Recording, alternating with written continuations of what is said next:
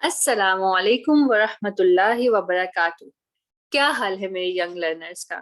امید ہے کہ آپ لوگ خیریت سے ہوں گے۔ آپ کو پتہ ہے آج میں بہت ایکسائٹیڈ ہوں کیونکہ آج ہے ہمارا سٹوری ڈے۔ اللہ تعالیٰ نے قرآن میں بہت ساری سٹوریز کے ذریعے ہمیں لیسن سکھائے ہیں۔ تو چلیں جلدی سے شروع کرتے ہیں آج کی کلاس اور دیکھتے ہیں کہ آج کی سٹوری میں اللہ تعالیٰ نے ہمیں کیا سبق سکھایا ہے۔ اعوذ باللہ من الشیطان الرجیم، بسم اللہ الرحمن الرحیم۔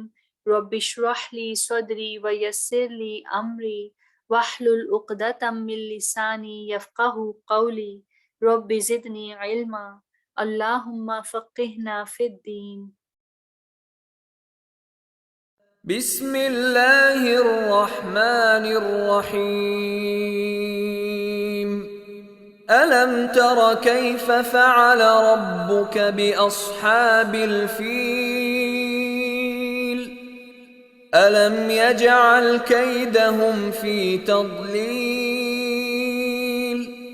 وأرسل عليهم طيرا أبابيل ترميهم بحجارة من سجيل فجعلهم كعصف مأكول۔ اللہ تعالیٰ نے فرمایا الم تر کیف فعل ربک باصحاب الفیل۔ Have you not considered, O Muhammad sallallahu alaihi wasallam, how your Lord dealt with the companions of the elephant? Alam yaj'al kaydahum fi tadlil. Did he not make their plan into misguidance? Wa arsala alayhim tayran ababil. And he sent against them birds in flocks. Tarmihim bihijaratim min sijil, striking them with stones of hard clay. Faja'alahum ka'asfim ma'kul, and he made them like eaten straw. تو بچوں ہوا کچھ یوں، یہ کہانی شروع ہوئی حضور صلی اللہ علیہ وسلم کے پیدا ہونے سے 50 ڈیز پہلے، اور ایک جگہ ہسٹری میں ملتا ہے 1 year before۔ تو ہوا کچھ یوں، یمن میں ایک بادشاہ تھا جس کا تعلق ایتھوپیا سے تھا اور اس کا نام تھا Abraha, and he was a Christian king, ٹھیک ہے۔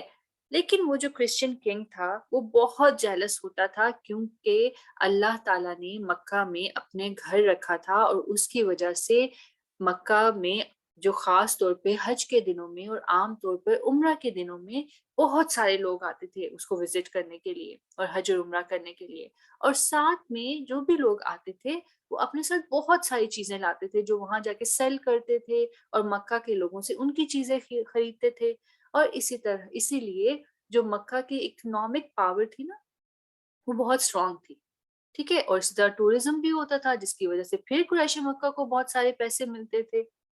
تو ابرہا جو تھا وہ بہت جیلس ہوتا تھا اور سوچتا تھا کہ کیوں نہ یہ ساری پاور، یہ ساری اتھارٹی اور جو یہ فیمس ہے خانہ کعبہ، اس طرح کی کوئی چیز ان سے چھن جائے، یعنی قریش مکہ سے چھن جائے اور یمن میں میرے پاس ہو۔ تو اس کے لیے اس نے ایک بہت کلیور پلان بنایا۔ اس نے کیا کیا کہ اب مکہ میں اللہ تعالیٰ کا گھر ہے، اور اس نے یمن میں ایک چرچ کو بلڈ کروایا تاکہ لوگ یہاں آ کے ورشپ کریں۔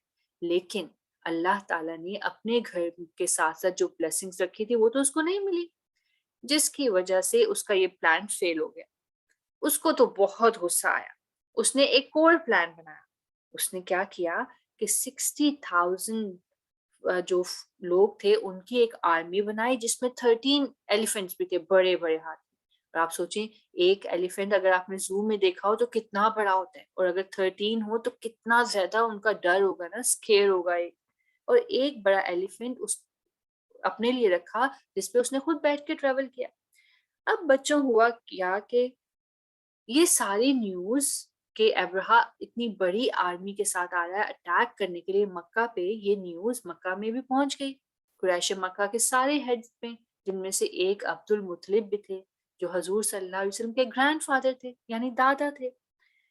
تو جب ابرہا اور اس کی آرمی نے ایک ویلی جو مکہ کے پاس تھی، ویلی اس کا نام تھا محصر، اس پہ اسٹے کیا. تو عبد المطلب 200 کیملز کو لے کے آئے کہ ابرہا یہ رکھ لے اور واپس چلا جائے اور ہمیں چھوڑ دے.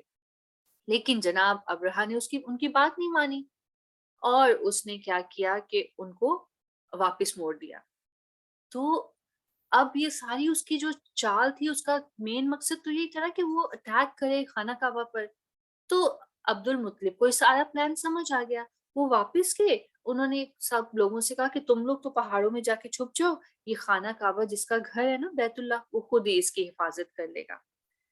تو بچوں، کیونکہ وہ آرمی اتنی بڑی تھی اور اس کے ساتھ اتنی ایلیفنٹس تھے کہ ان کا بھی بہت روب تھا، کیونکہ عربس نے تو کبھی ایلیفنٹ دیکھے نہیں تھے، ان کے پاس تو صرف کیمل اور ہارسز ہوتے تھے. تو کیا ہوا کہ جیسے ہی ابرہا نے اپنے لشکر کو، اپنی آرمی کو مکہ کی طرف روانہ کرنا شروع کیا، تو کیا ہوا، جو ابرہا کا اپنا ایلیفنٹ تھا وہ مکہ کی طرف جائے ہی نہیں.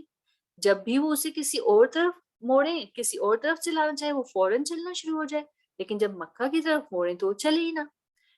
اور اس کے بعد اللہ تعالیٰ نے کیا کیا کہ ایک بہت، جیسے 60,000 کا لشکر تھا نا ابرہا کے پاس، تو بہت سارے پرندے جن کے بیکس میں، جن کے پنجوں میں، پاؤں میں بہت ہارڈ کلے کے چھوٹے چھوٹے پتھر تھے، جو وہ اوپر سے انہوں نے اس آرمی پہ پھینکے، تو وہ پوری آرمی تباہ ہونی شروع ہو گئی.